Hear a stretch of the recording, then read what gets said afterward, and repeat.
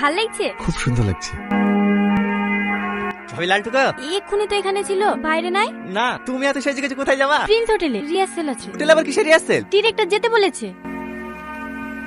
এই লালটু, তুই এখানে কি করছিস? তোর ঘর খুঁজে খুঁজে পাসনি? ভাবে সব কি বলছে? রাতে আবার কিসের রিহার্সেল? ডিরেক্টর ডেকেছে যে। তোর সব রিহার্সেল টিহার্সেল কিচ্ছু হয় না। ভাবিকে ভাষায় বুঝতে পারছিস নি?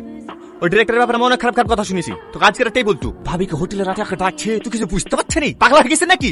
আমি সব জানি। মানে সেদিন আমি বাথরুমে গেলাম না, আমি সব এনে লিছি ভাই।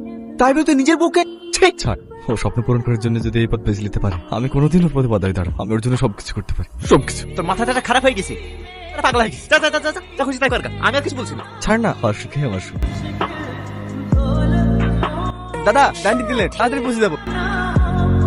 পৌঁছে গেছি। কি হলো না আমা? যাও ভিতরে গিয়ে জিজ্ঞেস করবা, ওরাই বলে দেবে। আমি আর যাবো না। মন খারাপ কেন? সকালে তো আমি আসবো। হেলো, এই টাকাটা রাখো, কিছু খেতে মন গেলে খাবা। যাও যাও, দেরি করো না।